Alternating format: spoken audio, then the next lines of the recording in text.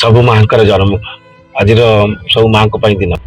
ସେଇ ମା ମୋ ମା ହଉ କି ଅନ୍ୟମାନଙ୍କ ମାଙ୍କ ହଉ, ହେ ମା ତୋ ପଣ ତରକାରୀ, ତୋ ପୁଅ ତୋ ପଣ ତରକାରୀର ମୂଲ୍ୟ ମୁଁ ଦେଇପାରିବିନି ମା।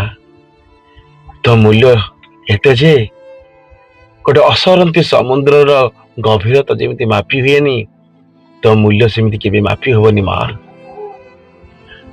ହେ ମା,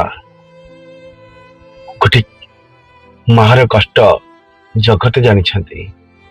ହେ ମା, ତୋତେ ଆଉ ମୁଁ କଣ କହିବି ମା।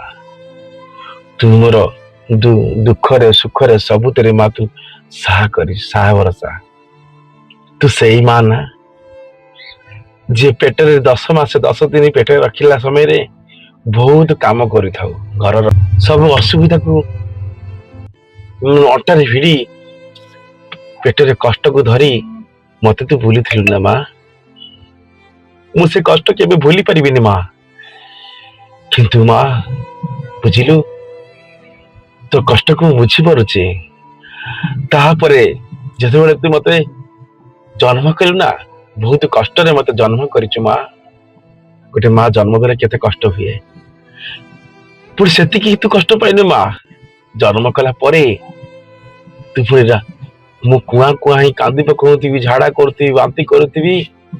ମୋ ପାଇଁ ତୁ ମୋ ଛୁଆର କଣ ହେଇଯିବ, ଶେଷକୁ ତୁ ମୋ ପାଇଁ ଲାଷ୍ଟକୁ ରାତି ସାରା ଅନିଦ୍ରା ହେଇଥାଉ, ମୋ ପାଇଁ ତୁ ଶୋଇପାରିନଥାଉ ମା। ମାସେ ମାସେ ବିତିଯାଏ କିନ୍ତୁ ସେ ମୂଲ୍ୟ ଦେଇପାରିନଥାଏ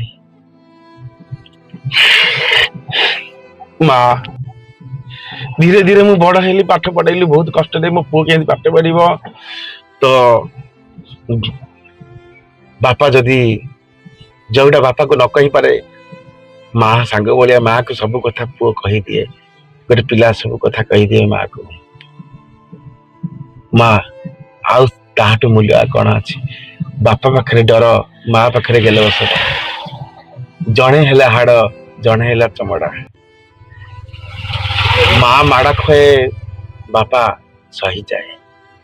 ବାପା ହେଲା ହାଡ, ମା ହେଲା ଦେହର ଚମଡା।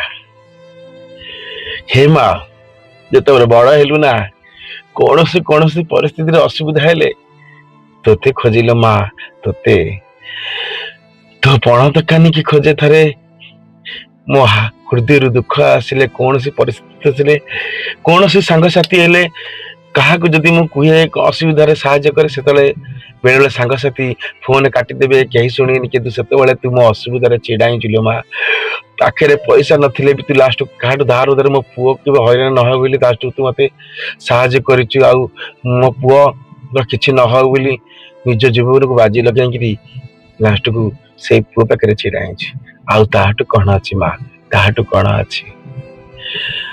ତୋ ଭଳି ମାକୁ ଜଗତରେ ମୁଁ ପାଇବି ନାହିଁ ମା।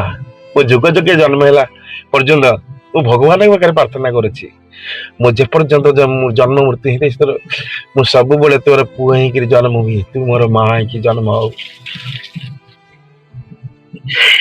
ଏଇଟା ସବୁବେଳେ ମୁଁ ଭଗବାନଙ୍କ ପାଖରେ ପ୍ରାର୍ଥନା କରୁଛି ମା।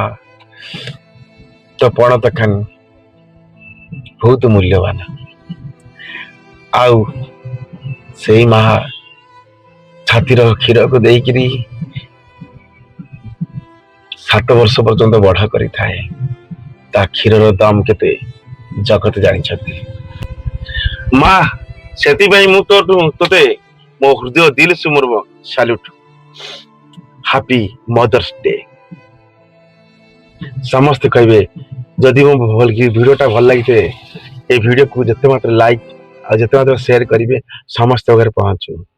ଆଉ ସମସ୍ତେ କମେଣ୍ଟ ବାକ୍ସରେ ଜଣାନ୍ତୁ କେମିତି ଲାଗିଲା।